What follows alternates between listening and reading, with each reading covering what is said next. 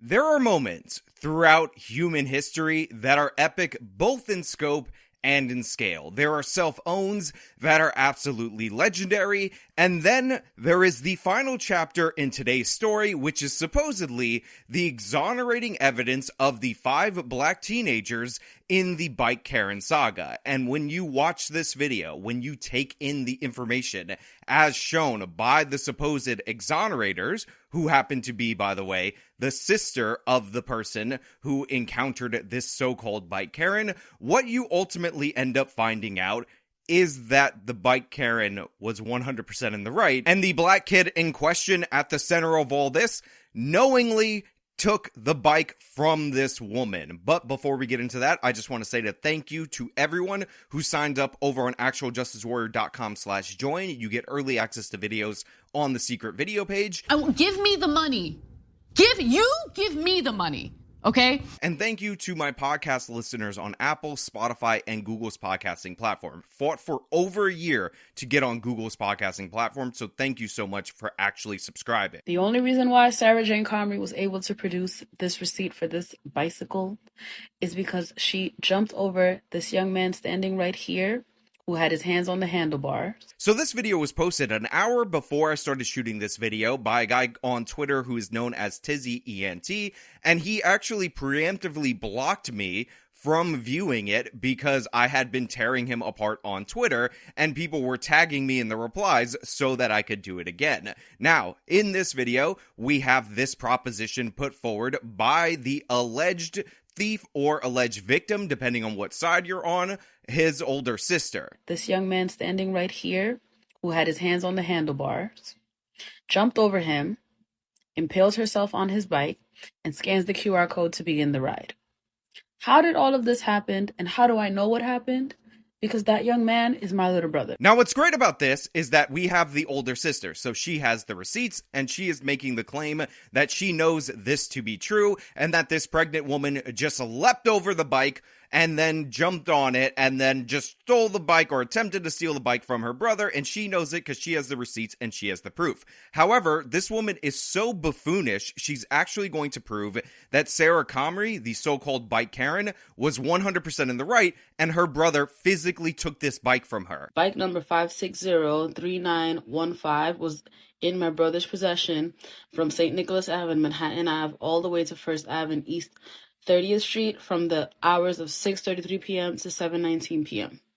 At 7:19 p.m., they docked the bike. So you need to really pay attention to the times that are being presented. So her brother rides this bike from his area down to this area where this took place. He docks the bike at 7:19 p.m. And to be clear, this means that the bike is open for access from the public. Anybody can register this bike, regardless of whether or not he docked it because he didn't want to pay while he stood idle with the bike, or not. It is open to the public and not in his possession. Sarah Jane Comrie walks up to them, asks, "Hey guys, can I use one of you guys' bikes?"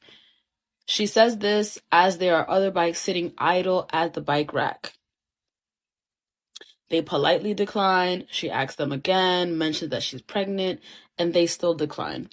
Then, with my brother standing next to the bike with his hands on the handlebars, she jumps onto the bike, sits on the bike, and scans the QR code, thus beginning her ride. So I just want to be 100% clear so you guys don't have any room for misinterpretation.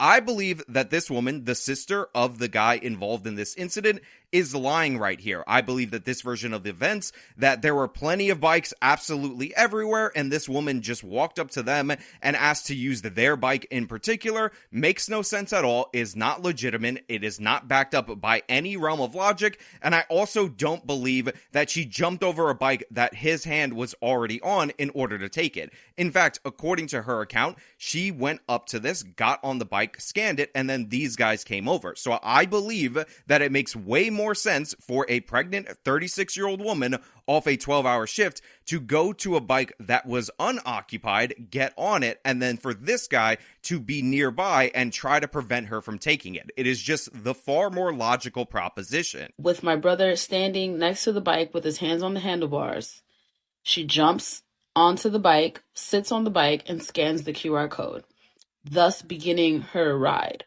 Mind you, the bike was in my brother's possession at this time. Also, and this is incredibly crucial, the bike is not in his possession. He may have docked it in the hopes that he could not be charged for the time that he was idle, so he could talk, so he could do whatever, but it is clearly and obviously not in his possession, and it is available on the City Bike app for anybody to rent. So her assertion that it's in his possession is some kind of metaphorical possession, because in reality, it is open to the public. Thus, anybody who scans that bike then takes possession over it. Let's be 100% clear about that. So this screenshot is from 6 minutes after the previous ride ended. As you can see, 7:25 p.m. Previous ride ended 7:19 p.m. These gentlemen, these boys, did not steal this bike from Sarah Jane Comrie.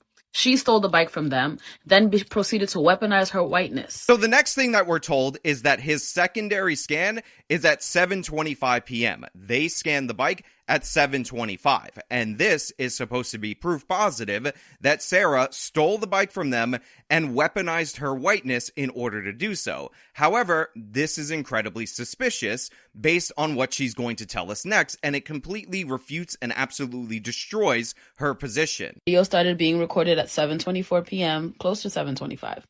My brother's ride that was in the previous screenshot starts at 7:25.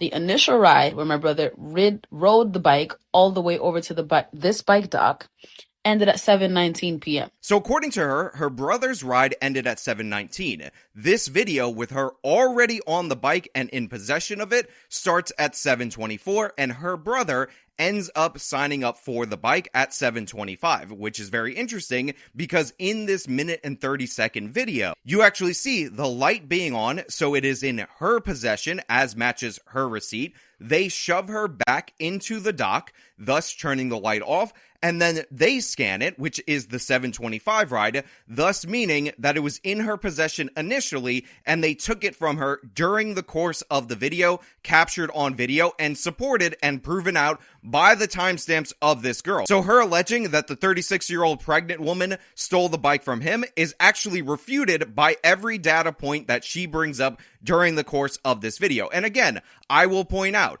there is no way in hell that this woman walked up to a bike that already had hands on it in order to take it, unless she made the reservation before and that was the bike that was indicated, or unless it was open and what they're saying is completely false. I believe what she is saying is false. It is supported by the receipts, supported by the evidence that she had possession of it during the course of the video, and he took possession after it, after they pushed the bike back into the dock, which lines up perfectly with her story, lines up perfectly with the receipts produced by this guy's older sister, and proves beyond any shadow of a doubt that they took the bike from her. There were a number of bikes at the bike rack already there when she arrived.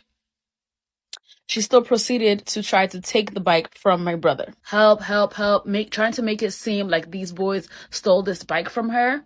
The bike is on my brother's account. The reason she's calling for help and trying to make it seem like they stole the bike from her is because they stole the bike from her, as proven by you. It only got onto his account after they shoved it back in the dock and then scanned it on their account. Again, I always took note of this early on, that he was blocking her from being able to scan it during the video. You can see it right here in the screenshot. You can also take note, again, of the light turning on, which is when it's activated and available, it turning off during the course of the video, and then it reactivating. This lines up with her receipt, this lines up with his receipt, and he gave up possession of the bike at 7:19. The idea that you can just leave it and then expect to be entitled to get it back is absolutely ridiculous and absurd. It is not defamation of character if the way that you behave reflected your character. I agree. It is not defamation of character when you're commenting on behavior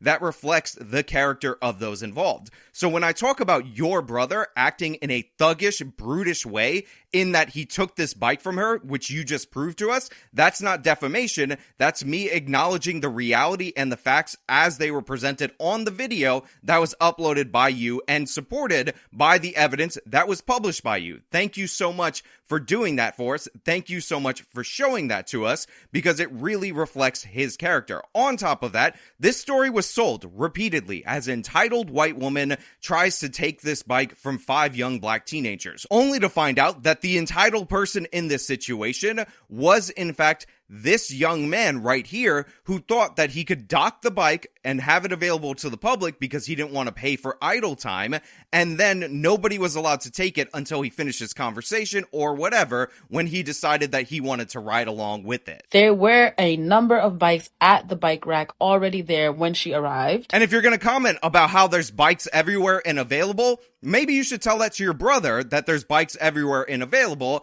and he's not entitled to that bike that is open to the public, and he's not entitled to swear at, shove, threaten, and then redock forcefully and then take possession of a bike just because he happened to ride it. The city bikes are available to anybody who's on the app, and when they're docked, they are available to the public. So the only entitlement present, the only person who acted out of turn, was this guy who felt so entitled to this bike based on your abstract notion of possession, that if he just decides that he's going to take this rentable bike that's available to the public later, therefore he owns it. Your brother. Told you I'd seen receipts, but let's go ahead and review some things. First and foremost, I would like to reiterate that for myself and many others that initially posted about this, we weren't talking about a stolen bike. We didn't care about a stolen bike. It was her behavior. So first of all, I want to thank this complete and utter buffoon, this professional, insane person, for staying on this story and getting the sister to come out and produce the evidence that condemns her brother. I also want to point out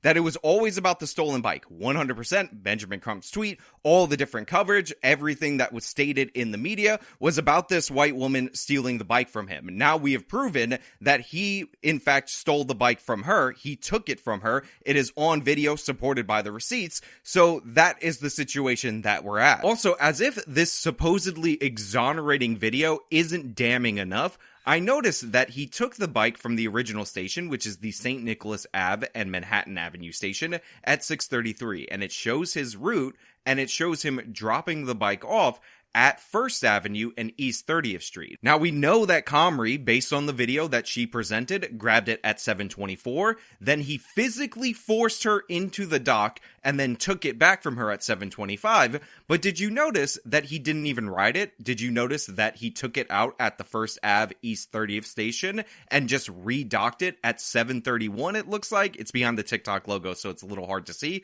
but I'm gonna go 7:31. So my theory that he took this bike to not even ride it, to just idle it, is confirmed by this. So he fought a pregnant woman, swore at her, intimidated her to not even ride the bike. He rode it a considerable distance to get there. He was still with it. He needed it to get back to where he had come from. So the claim about him being a poor Aladdin who just needed this bike at that moment at the same time and this woman taking it from him, total nonsense. He just held it out of the dock for about 6 minutes because he felt entitled to do so because he wanted it for later. It only became about a stolen bike after she released receipts and made claims that they were trying to steal her bike. No, it became about a stolen bike when you guys accused her of stealing a bike based on an out-of-context video that honestly should have shown you that the guys were clearly in the wrong as they were hurling epithets at her, and of course the ridiculous notion that a physician's assistant